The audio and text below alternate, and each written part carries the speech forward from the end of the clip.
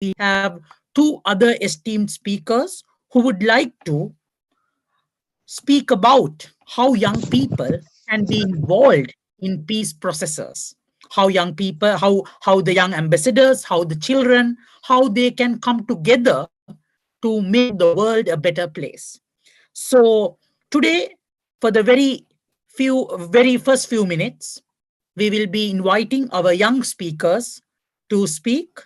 So Bruno will be leading this session where he will be inviting his fellow young ambassadors to share their perspectives. And after that, there will be two other speakers who will be sharing the role children can play in making peace.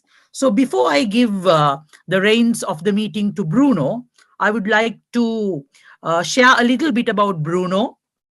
So Bruno is from Mexico. So he's from Mexico and he has his own project, which he intends to do as cultural dissemination, the promotion of reading, the dissemination of science and alternative arts. So this is called Polimatiendo, and he is conducting interviews with writers. He's promoting books and organizing festivals and conversations on science, literature, philosophy, and on the rights of children. So we need young people, we need young children like Bruno to make this world a better place. So, Bruno, I would like to invite you to go next and invite all of your young ambassadors, your friends, your colleagues to share their perspectives. So, over to you, Bruno. Well, thank you very much, Jenny. Thank you, Nikki, and everyone of Loyal Peace Let's Talk for the invitation to participate today. Thank you, Yanit, for a so wonderful introduction. So, well, as you said, I'm from Mexico, and in this project that you said, Polimateando, you pronounced it right, so I'm really glad about it. So, I try to show something that it's interdisciplinarity, and it's a way to see the world in which everything is connected. Okay, I think I have some noise. Okay, that's okay. So, uh, I'll explain about what's interdisciplinarity. Polymatendo, it's a project that came from the word polymath, that it's someone like Alexander von Humboldt, like, oh, yeah, like Alexander. I think Shams, it's with its mic on. Well, I'll continue. So, in this project, as I said, the name Polymateando came from the word polymath. Someone like Leonardo da Vinci, Alexander von Humboldt, that see the world in a connected way, and they study science, arts, and humanities in a connected way. They don't study them as separated things. So that's what I try to show. So interdisciplinarity is that to see the world in a connected way. That every science is something to do with an art. I don't know. Maybe if we think about biology and painting, we could think that it doesn't make any sense to mix them, but they actually function together. So that's an important thing to understand. So that's something in a professional way, in the branches of the human knowledge. But I think that this connection that we see in our professional lives also has something to say to our society. 'Cause I think that we are also connected between us all.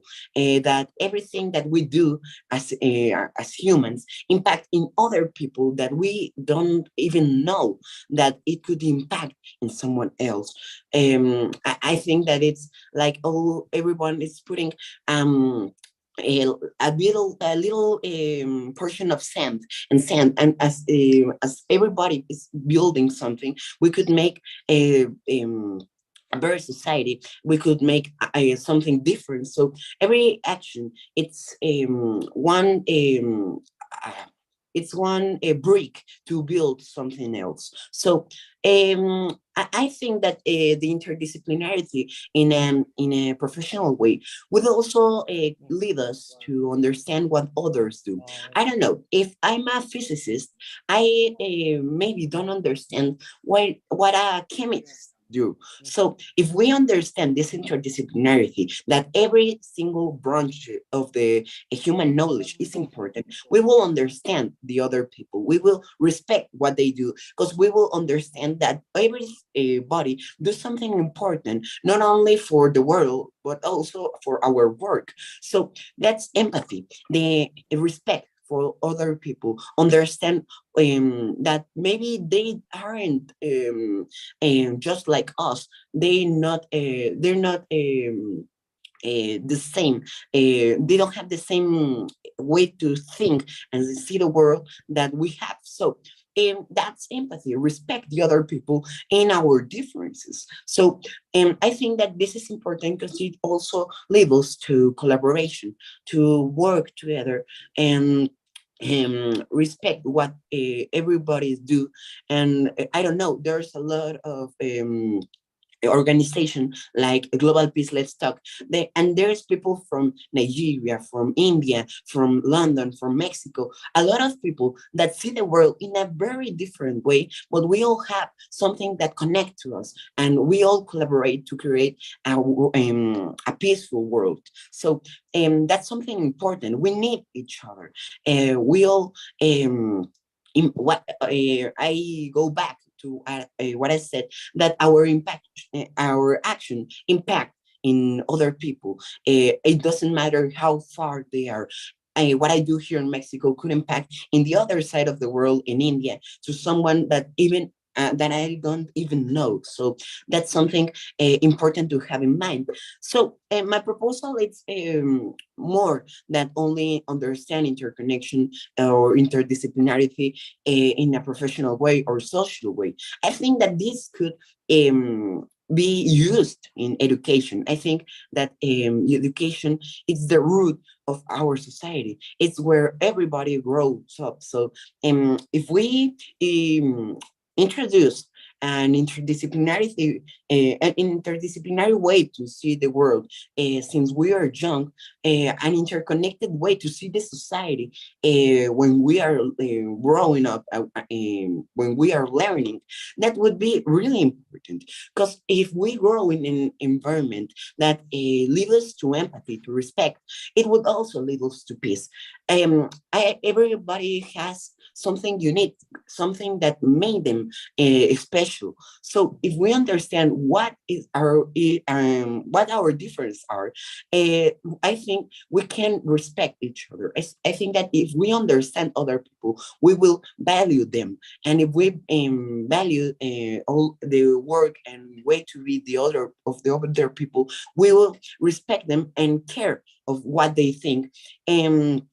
And well, that's something that I think that really it's important to our society, that respect, that peace that doesn't exist as we would want in our society. So also I think that this empathy, not only in our society but in a professional way, would lead to also value what others do. So if we understand what, as I go back to my example of the physicist and the chemist, if we understand, me as a physicist, what the chemists do, and understand how they work impact in what I do, I think that this could lead to to care for of each other.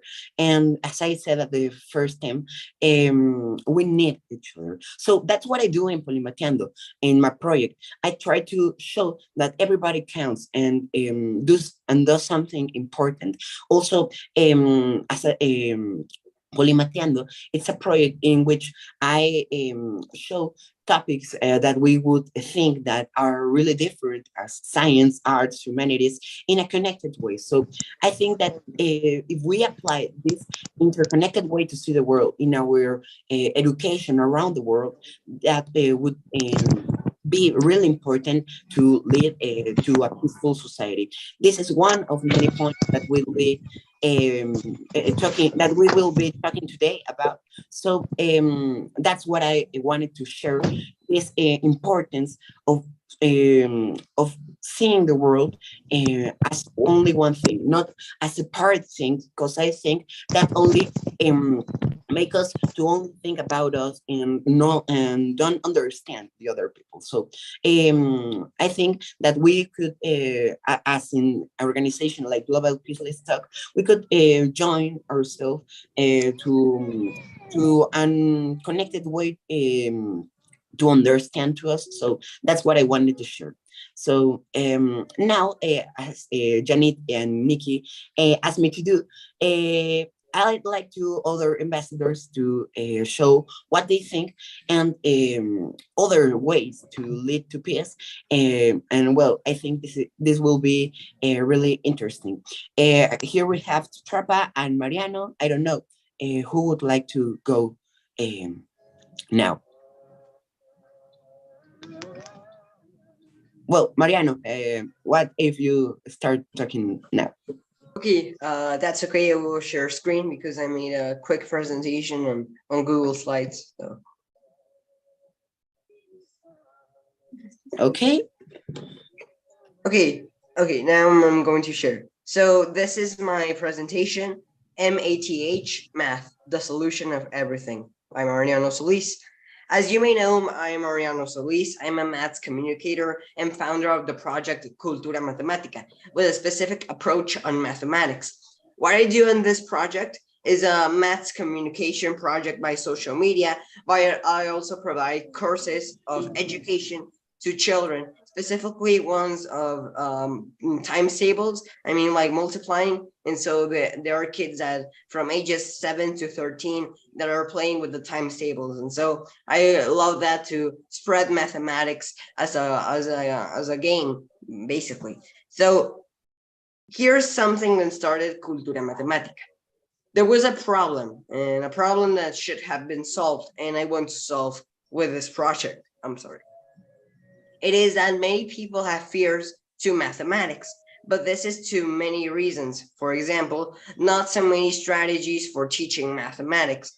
And that's why many students have been afraid of this subject, mathematics. And the society we live today, because the society we live today, it has a very huge impact on the children. Because I mean, like the TV shows from today, maybe there are cartoons and some favorite cartoon character from a kid says math is horrible or is trash, and so we don't want that, and that influences a lot on kids to give up in math and stuff like that, and no motivation to succeed in the subject. They see it's boring, repetitive, non-comprehensive, and no creativity, but it has a lot of creativity. So that's because the approach that schools give to mathematics isn't maybe just not the adequately correct for having a better understanding of mathematics. But why do we need math? Most of these students who have problems with mathematics have this huge question. But why do we need math? Maths is a huge world. I mean, like soccer players, kids love soccer, and soccer players, they do push-ups. Push-ups is a pretty good exercise, but maybe it's not as fun. And you don't see soccer players in the middle of an important game doing push-ups. Maths is the same thing. We do math at school, but it could help us it could help us on our afterlife. I mean, it could help us better in our life. We can be more happy. We can have abilities for solving problems. Maybe we don't do a square root in the middle of life, but we use these abilities to our work. For example, if you're a scientist, I mean, there's a kid who wants to be an astronaut, but doesn't like mathematics. Well, that isn't not too good because mathematics is a skill to be successful in science, because if you know science and want to work for a investigation center and you don't know mathematics, that is a very huge problem. And so these qualities, even mathematics, can help in sociology, psychology, and education, but also it can help in peace. Maths can help in everything, including peace, because maths has problem solving skills, as I mentioned before, and it also has something very important like data analysis and negotiation, tramits, and all those stuff. So I think that mathematics can change in a vital way using these strategies that I propose. So mathematics could be helpful. And maybe in the strategies for learning math and teaching math, there could be like a section to show kids and even teenagers that mathematics have a huge application in our daily life. I mean, like computers, technology, and maybe physics and other sciences. So I'm Mariano Solis. Thank you very much for appreciating this speaker talk. My name is Mariano Solis. Here's my social media so you can follow me. I'm a 2030 ambassador and I'm a follower of the rights for the kids and peace. So here's my social media, Cultura Matemática. I hope you like this talk. And I'm from Nuevo Leon, Mexico. So greetings from here. Thank you very much, Mariano. I think that your thoughts about how mathematics could impact in peace are really interesting. Thank you very much for sharing with us. And well, also another Mexican. That's good. So now, Trapa, are you ready to share with us what you think about peace?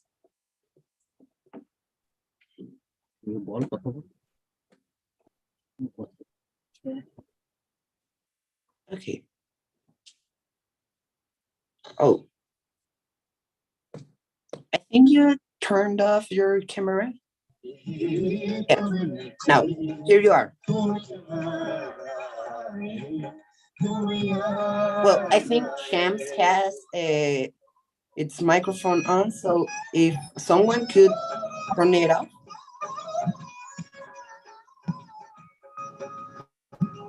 Okay, so, well, Trapa, I think we could, okay, yeah. Now, Trapa, thank you very much for being here, and well, all yours.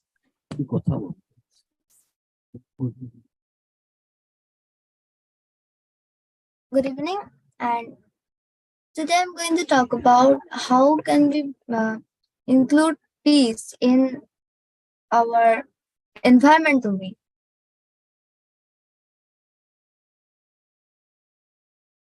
There are many components of nature like the plants, air, water, and many type of other like mountains and many. And plants are one of the most important. All living creatures need oxygen to breathe. So, are you getting the slides?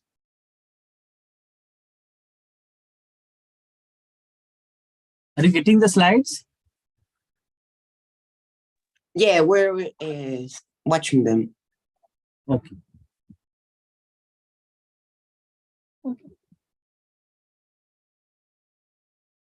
consists of many components like air, water, plants, mountains, and many more things. Trees are one of the most important among those. We all humans, animals, and other living creatures, we all need oxygen to breathe, and oxygens are produced by the plants.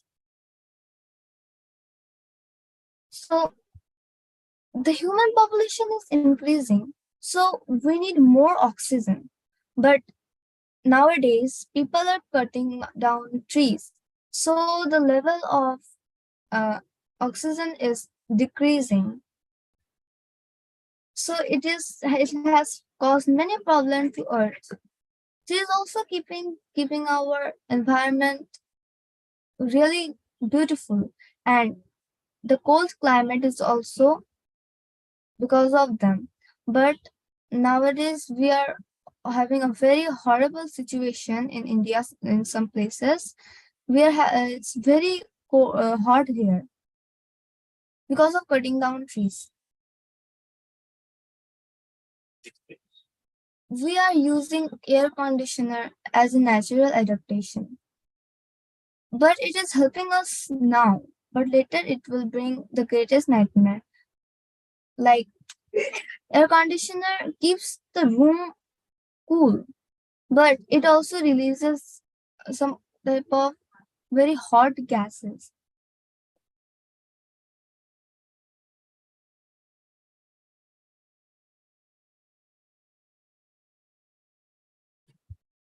Trees are also the living component of the nature.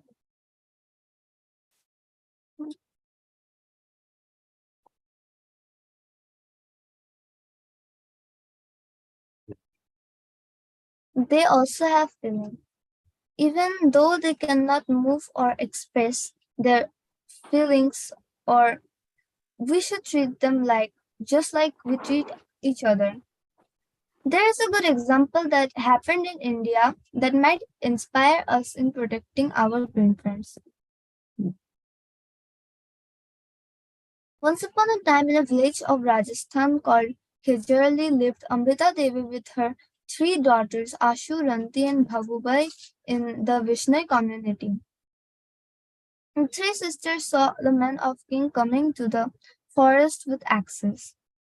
They informed their mother. When the men of king were about to cut a tree, they stopped them and gave their life as a sacrifice for the tree. Around 350 people sacrificed their lives for the trees. This was known as the Chipko movement. The meaning of Chipko movement is actually Chipko means join.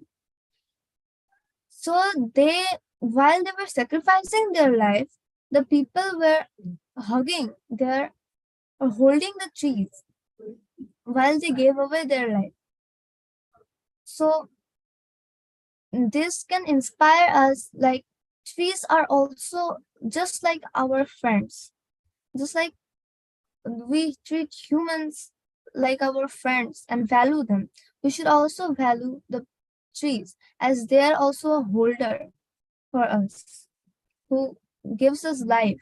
Without oxygen, we cannot live a single second in this world. So we should also take care of them. Otherwise, we cannot take care of ourselves also. Thank you.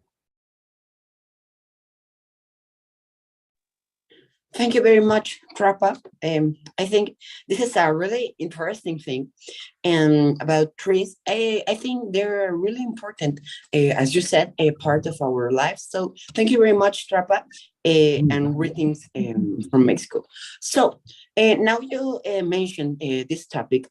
We also have the participation of Sebastian, who is another young ambassador, also from Mexico, and he couldn't be here, so he sent us his video in which he's talking about his perspective about peace. So I'll share my screen. So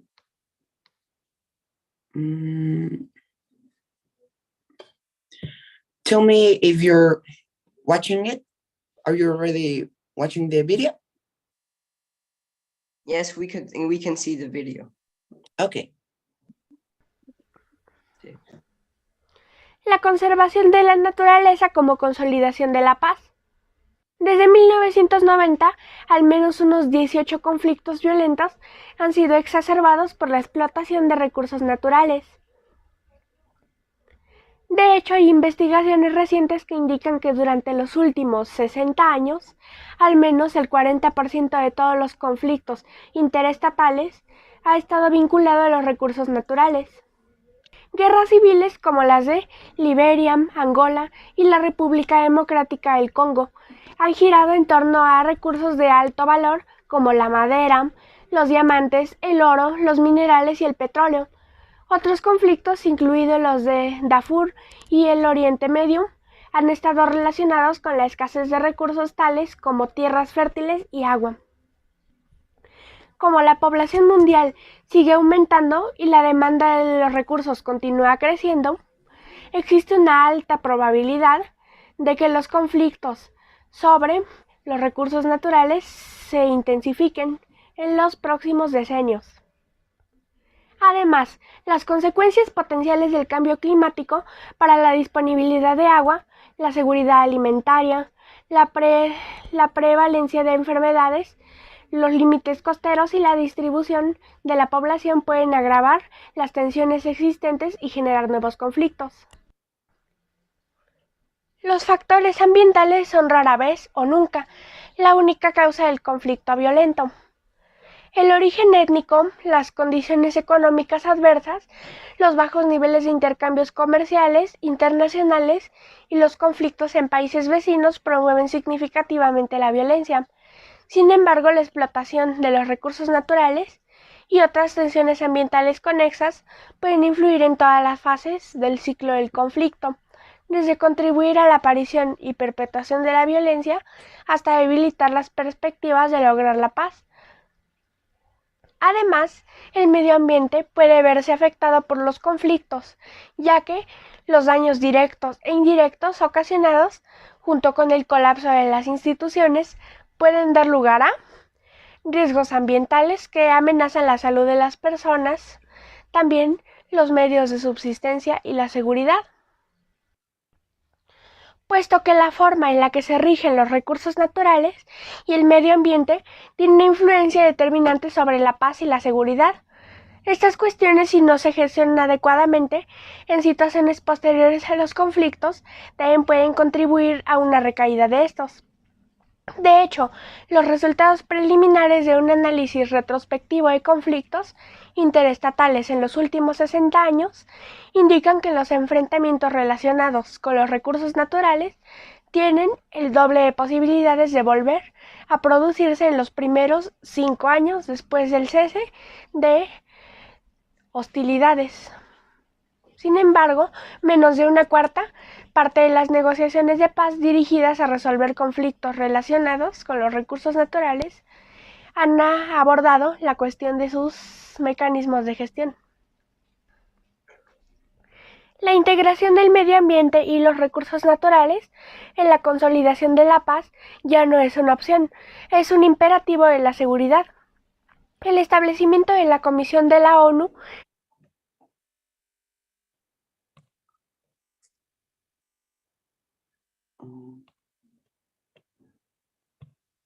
Wait, I don't know what happened with the presentation. Don't worry, Bruno. I can also do the presentation if you have problems on your iPad or computer. So I can do the presentation too. Okay, thank you very much, Mariano. And if you could also translate it at the end, please. Yeah, sure. Just it's in Spanish, so we will translate it to English.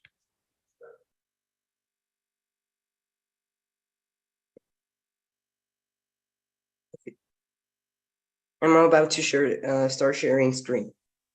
Okay, we'll wait. Okay, here it comes. Thank you.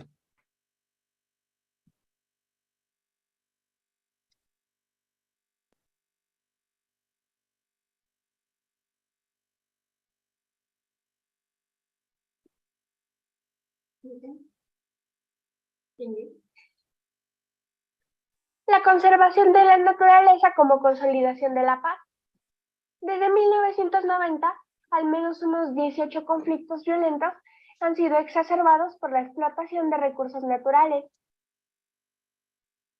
De hecho, hay investigaciones recientes que indican que durante los últimos 60 años, Nature for a consolidation of peace.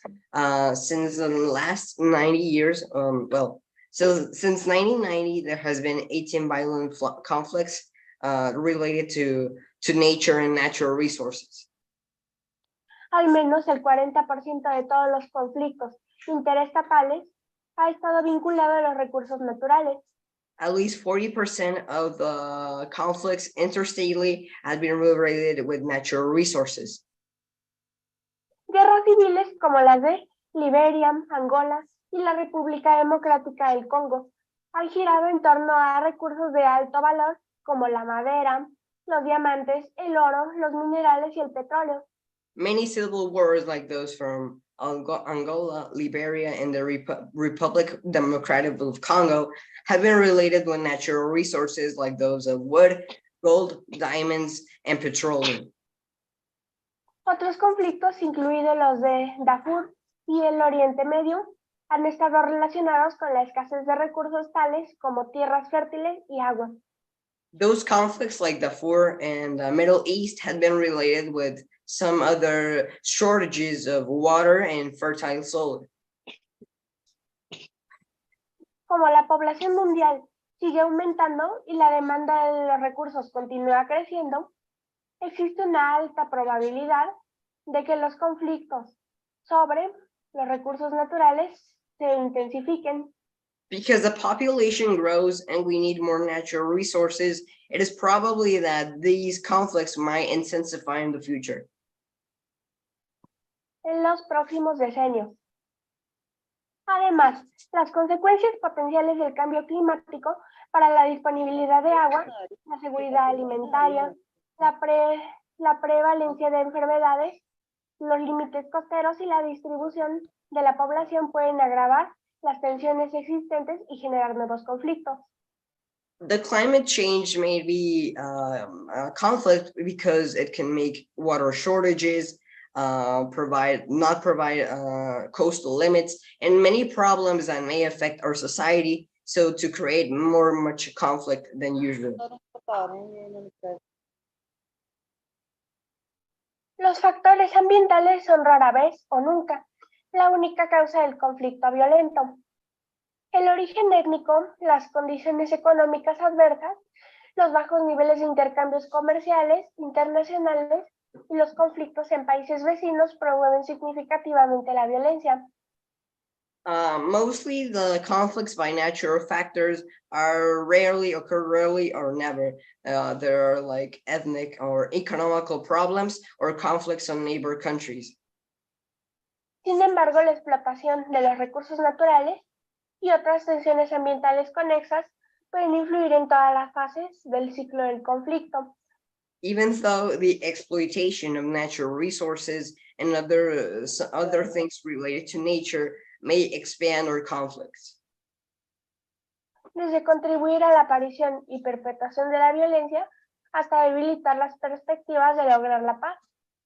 And they may also affect on all the phases of the conflict, since creating the violence and not providing solutions to end it with a peace solution. Además, el medio ambiente puede verse afectado por los conflictos, ya que los daños directos e indirectos ocasionados, junto con el colapso de las instituciones, pueden dar lugar a The conflicts because the actions indirectly or directly may affect the natural resources. So with the conflicts, we affect the natural resources and the environmental situation. riesgos ambientales que amenazan la salud de las personas, también los medios de subsistencia y la seguridad. We have environmental risks and even means of subsistence to all the population. Puesto que la forma en la que se rigen los recursos naturales y el medio ambiente tiene una influencia determinante sobre la paz y la seguridad. Estas cuestiones, si no se gestionan adecuadamente, en situaciones posteriores a los conflictos, también pueden contribuir a una recaída de estos. The way that nature is ruled may help to contribute to peace, but if these rules aren't applied correctly, after the conflict, they may go to the downfall of these.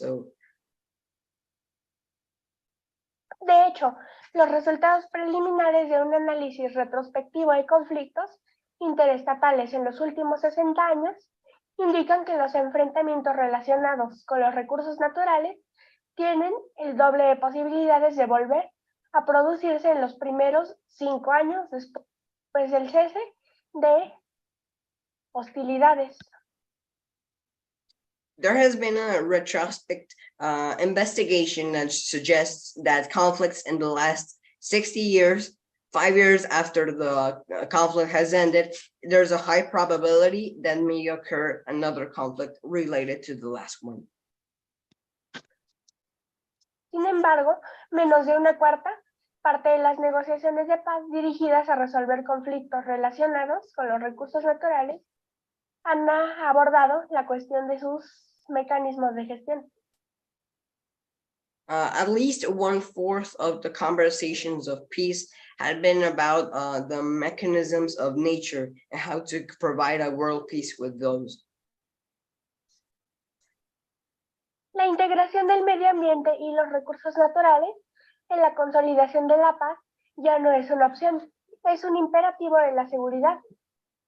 The integration of environmental and natural resources to the world peace isn't just a dream, it's an imperative of world peace and security. El establecimiento de la Comisión de la ONU para la Consolidación de la Paz ofrece una importante oportunidad para abordar los riesgos ambientales y aprovechar las posibles oportunidades de una forma más consistente y coherente. The UN provides different suggestions to help with world peace relating to the nature and environmental acts. El Programa de las Naciones Unidas para el Medio Ambiente recomienda que la Comisión de las Naciones Unidas para la Consolidación de la Paz y la comunidad internacional en general considere las siguientes recomendaciones fundamentales para la integración de cuestiones relativas a los recursos naturales y el medio ambiente en las intervenciones de consolidación de la paz y la prevención de conflictos. The Commission of the UN dedicated to natural resources and environmental actions suggests the Commission of the UN for the consolidation of peace in communities and international communities the following suggestions to have world peace with a nature and environmental focus.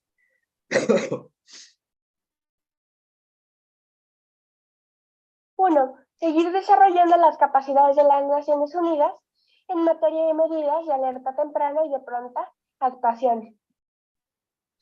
1. Continue developing the actions of the UN for better action and sooner production. 2. Mantener la supervisión y la protección de los recursos naturales durante los conflictos.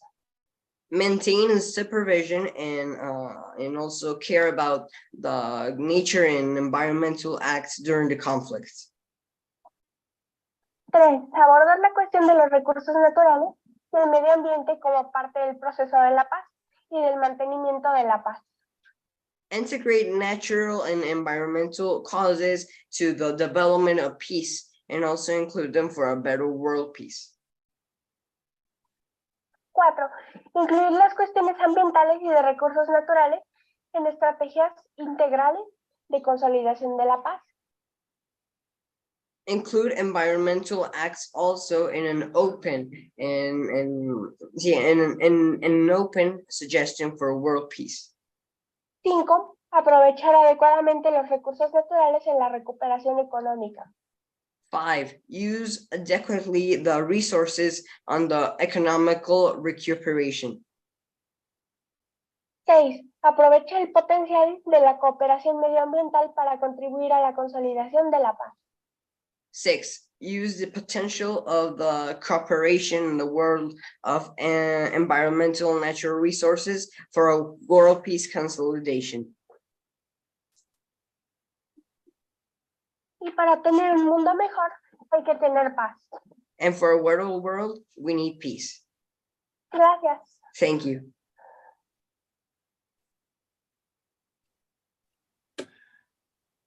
Okay, well, that was Sebastian's speaker of the speak. I really like the talk, so I don't know who is after Sebastian. I think the two speakers that are going to talk us about the world peace and the children's perspective of the subject. Yeah, of course. Well, thank you, Mariano, for the translating. It was a really nice topic, what Sebastian said. So yeah, we are all the young ambassadors that participated in this event. So Janet, I don't know who's next. Right. Thank you so much, Bruno, and all the young speakers, our child speakers, young ambassadors. Bruno, Mariano, Trapa, and Sebastian. You shared very interesting perspectives. I was really mesmerized to hear from you because you brought new perspectives, fresh perspectives. All the four speakers actually showed us that children should be really included in peace processes, and peace building is not something that we can do without the participation of young minds, children. So I once again thank all the young speakers. Thank you so much, Bruno, Mariano, Trapa, and Sebastian. So now we'll move on to two other speakers who are going to share their perspectives. So first, I would like to invite Arogbonlu Idowu Israel. So he's going to speak about the role of children in peace building. So we heard from children.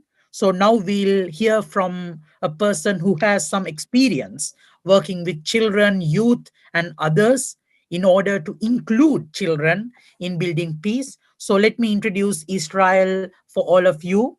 So Arangbonlu Idowu Israel is an award-winning journalist. He's a peace ambassador, media enthusiastic, and humanitarian who was born in the early 90s to the family of Pastor and Evenge Olumfifi Isaac Ornbolu in Koji, North Central Nigeria.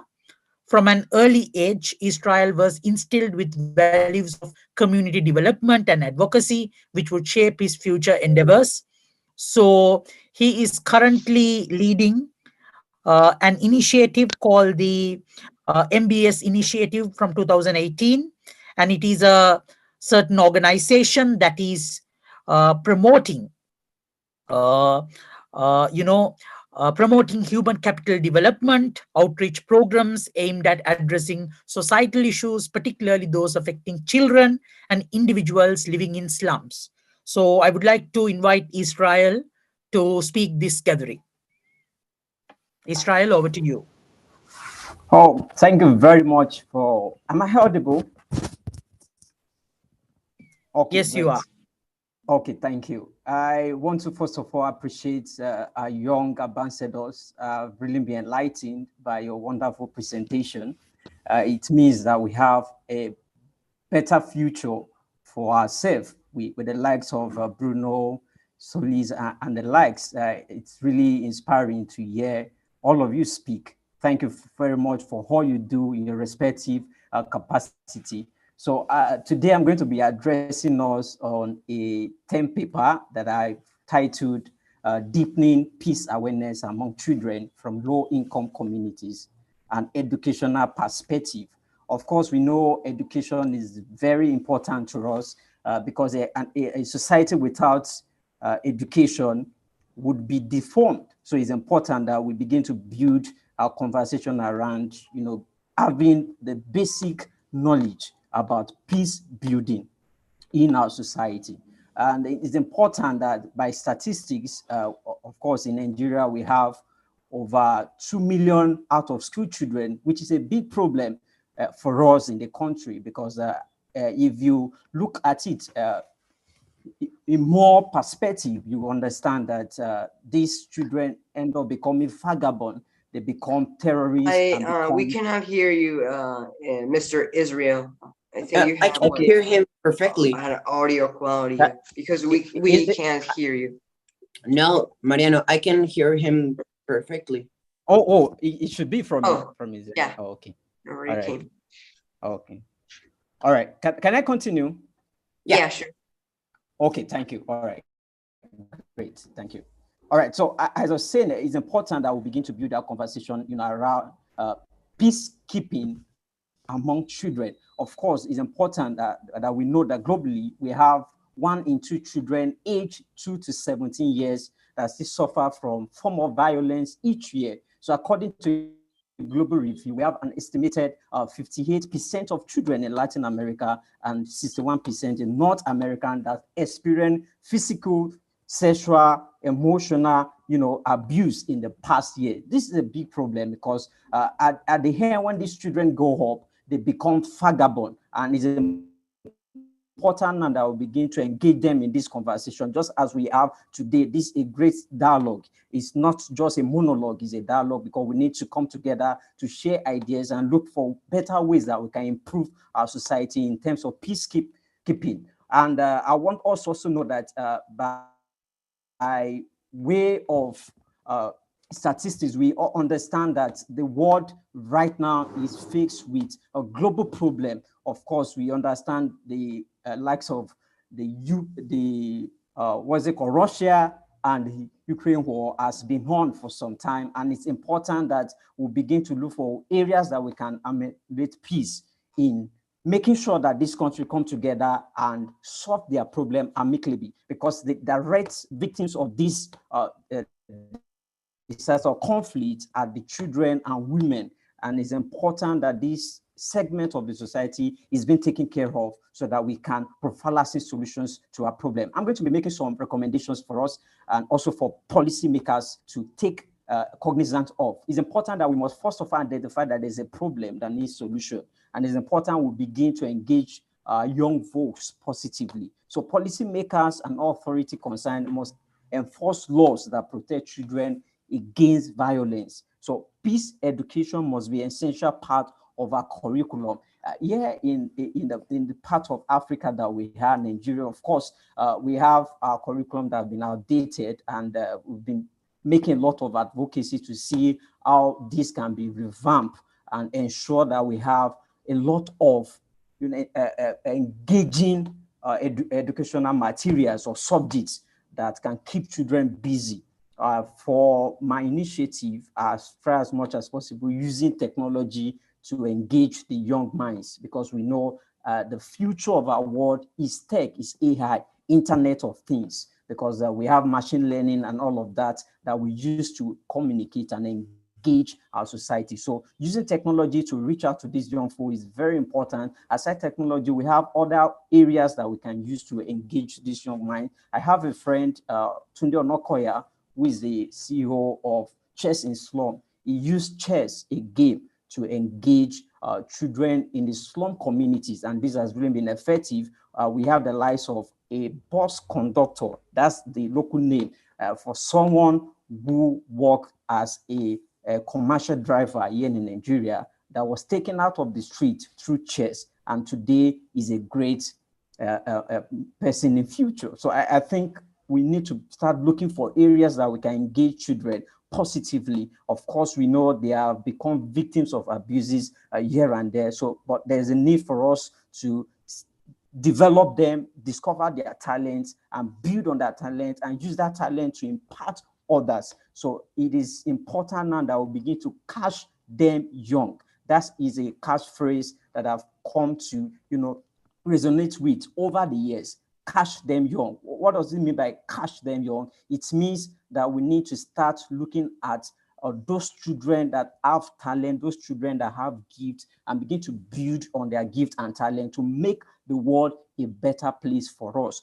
Those who are into criminality today, they understand this, and that's why you discover that we have children soldiers even in some of these African countries. Why? Because they engage them as early as 8, 9, 10 years. And when they begin to engage them, they promise them a better life, they promise them money, and then they reorientate their mindsets negatively. And before you know it, they become terrorists in future. So, but now we want to start engaging our young folks positively, discovering their talent and channeling this talent to make the world a better place for us. And this is why the government and policymakers needs to come in, because we have people who understand this category of the society. We need to engage them to reach out to these people and then make them instruments of peace to our society. So, of course, we know peace education is important. So building peace involves that all policymakers, government, NGOs, all institutions must come together and put hands to ensure that we find a lasting solution to the conflicts around us. It is not individualistic approach. It is a collective effort that we need to bring together to the table and ensure that everyone participates in peacekeeping building, most especially the children. And of course, I'm really excited today to hear young ambassadors share their initiative with us, what they've been doing in their respective capacity in building peace. This will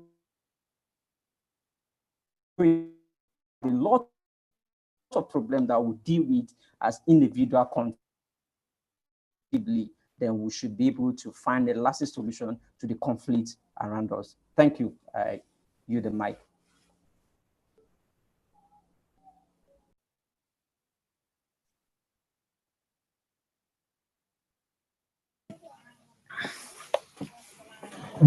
Thank you, Israel, for your thoughts about how children can be involved in peace processes and why young people, especially children, should be involved in peace processes. So our young ambassadors are actually a very good testimony to how children can be part of these processes. So thank you for that. And ladies and gentlemen, we have one more speaker who would be part of today's discussion.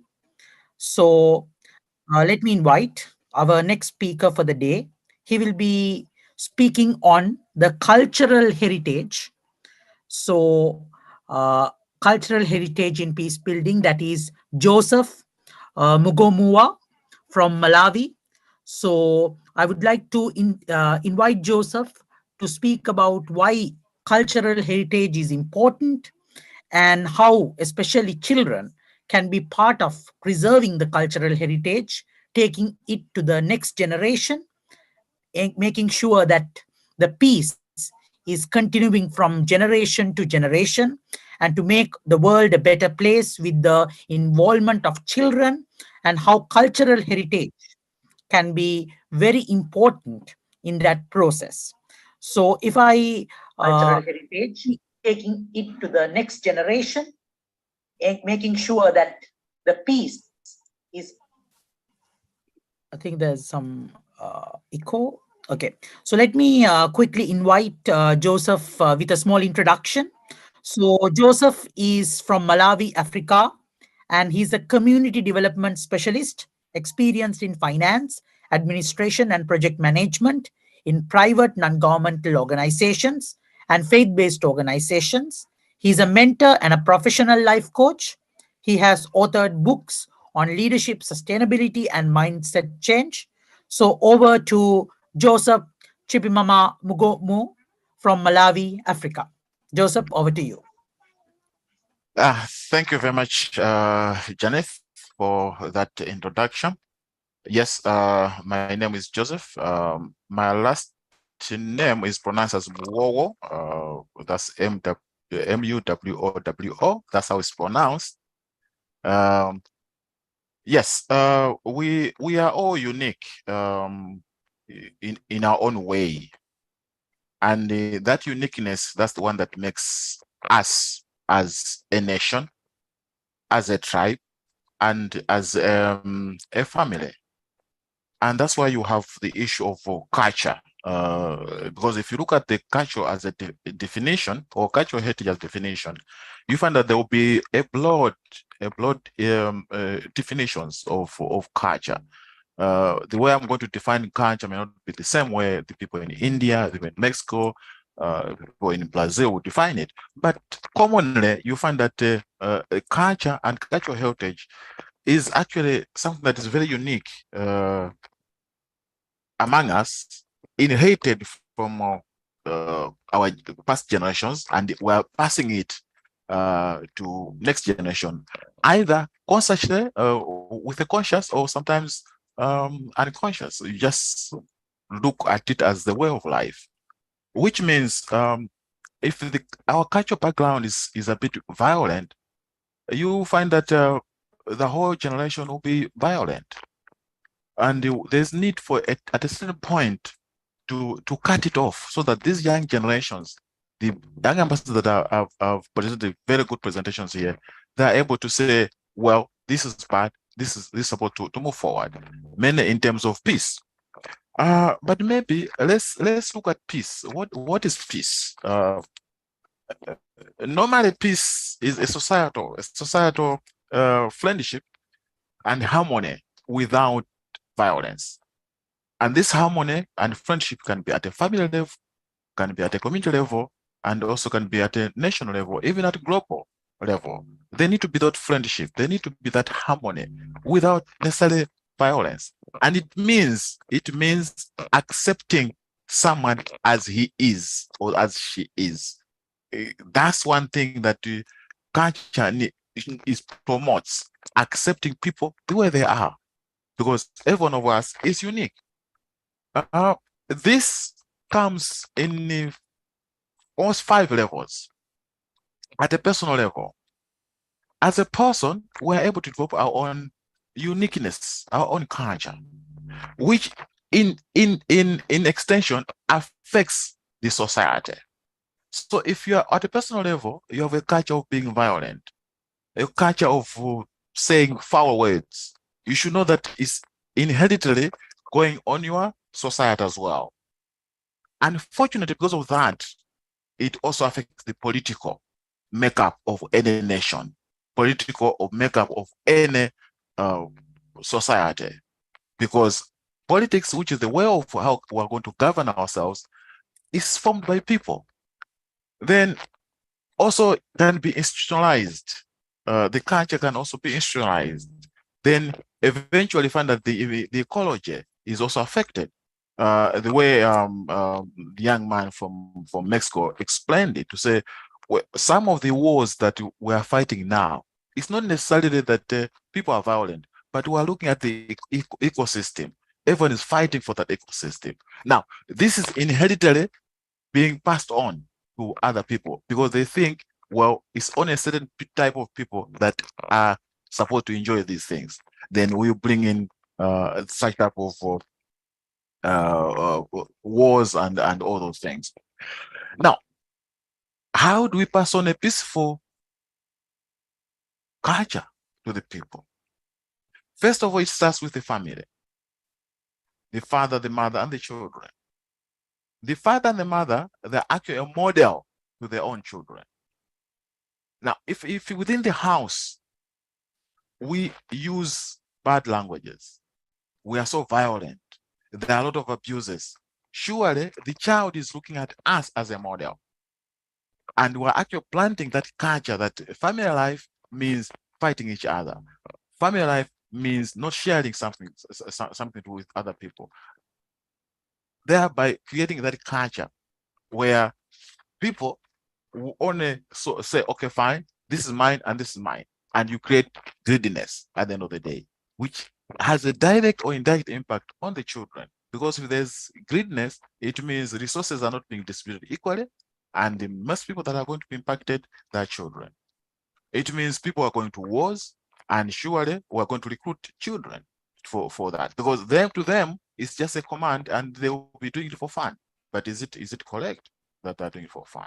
If you look at the history of child soldiers, when you interview them now, after they've come out of the wars, most of them regret that they are involved. But it was like the farmer, the father, the mother were all involved in it. Now, how do we make sure that this cultural heritage is actually passed on to the children? First of all, we need to acknowledge that children have their own skills on how they can make peace. I normally use the example of kindergarten children, the children between 5 and 6. Leave them in a room, give them 30 minutes, come back and say, who is your leader? They will automatically appoint someone else without being elected or without being guided. That means they have their own skills of how they can make peace. Children will go out, fight, come back to the parents, report. Within 10 minutes or within 5 minutes, they'll go back and start praying again together as if nothing happened. While we as parents will be fighting for the same. So we need to acknowledge that children have got their own way of making peace. Also, we need to create a culture of having space for peace. Always, let's have that space. The other thing is we need to learn, watch, and see how children interact among themselves. we'll be surprised. All of us were coming from there. But it comes a certain point where we tend to forget whatever we've been doing. It means we have lost our cultural heritage. We tend to create at a personal level our own way of looking at things. The other thing is we need to celebrate little things. The culture of celebrating little things. For example, someone has done something better, whether the child, many children. Once you pat them at the back, they understand, they get encouraged that once I create peace, peace culture, everyone is going to applaud me. But if we keep quiet, it means, well, maybe what I did was not correct. So we need to make sure that all in all, we are able to pass on a positive issues to our children. That way, that's only way we're going to get peace for the next generation. Lastly, let me make this statement. In children, normally there's a sense of belonging. And that sense of belonging can either be within the family or the community. We need to make sure that these children are taught exactly what we would like we as parents to leave behind. We need to make sure we're leaving a legacy that everyone will not regret that they met us. Or we need to make sure that we leave a legacy with our children that everyone else will say, well, he or she came for so-and-so family, and here we're making peace with that family. Thank you very much. Thank you very much for your speaker talk. Thank you so much, Joseph. So do we have any questions from the audience to Joseph or Israel or any of our young speakers? Any questions? Right. So I think we can call this a full session, a complete session. So let me quickly give a vote of thanks to everybody who are present here and who participated and shared their insights. So the role of children is very important when it comes to building peace. And according to the United Nations agenda, we should not leave anyone behind. We should include everyone in the peace building process. So GPLT, Global Peace Let's Talk, believes in including everyone, starting with children, youth, women, and everybody. So the International Dialogue Series in commemoration of International Peace Day leading up to the International Day of Nonviolence, we have different sessions. We started our first session on the 21st of September, that was on International Peace Day, where we discussed about how dialogues can create peace. And today we discussed about the role of children, or how children can be involved in the peace building process. And our young ambassadors shared their insights, which were really valuable.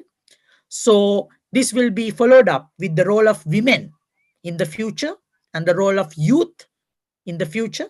And also we will be having our final session on the 2nd of October, which will be about launching a song dedicated for some of the leaders we commemorate when we say about peace and nonviolence.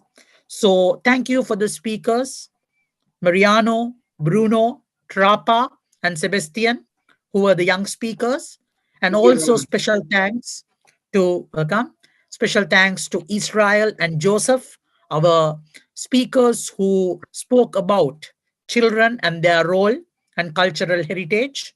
So thank you for joining us for this Esteemed Dialogue series, the second day of the series. So we will see all of you in the future. Thank you. Have a nice day. Bye-bye. Take care. Thank you very much for the invitation. It was a pleasure to me to speak in these speakers session. So I really liked all those speakers talks, and it was pretty entertaining and very inspiring to see and hear each one of your talks. So equally, thank you very much. Thank you.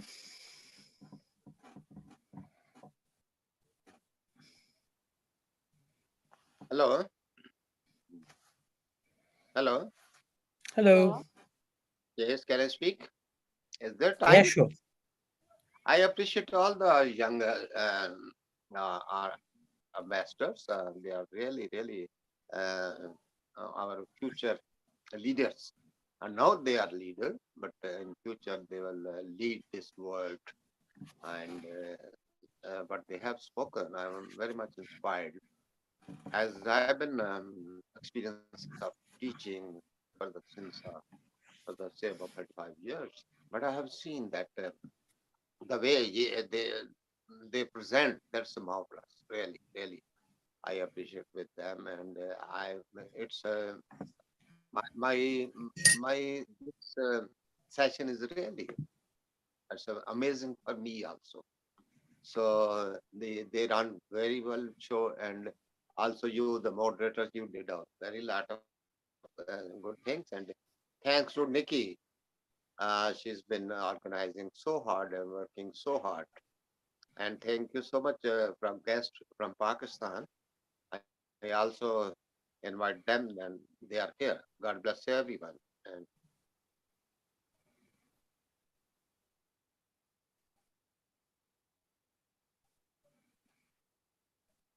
Thank you very much for the comments and congratulations.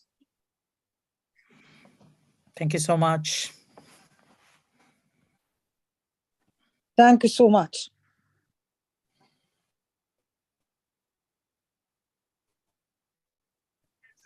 Thank you, everyone. Thank you Thank so you. much. Thank you very much. Thank Good you. evening over there. Thank you, Good Dr. evening. Nanki. Good Bye. evening. Take care. Bye bye. Bye. Bye. Bye-bye. See you soon. Bye bye. see you in next series. Bye bye. Bye bye. God bless Bye everyone. bye, Dr.